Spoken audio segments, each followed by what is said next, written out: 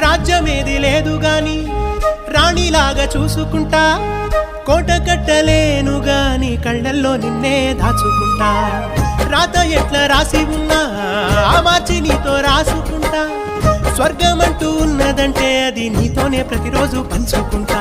నిన్ను గన్నవి నాన్నకన్నా అల్లారు ముద్దుగా సాదుకుంటా. నీకు కోపం వస్తే కొంత దూరం ఉంటా, నువ్వు గీత గీస్తే నేను దాటనంట. కంట నీరు కంటి రెప్ప దాటకుండా కాటుకై కావలుంటా. రాంబాయి నీ మీద నాకు మనసాయనే, ఏనాడు నిన్ను వీడిపోని నీడైతనే.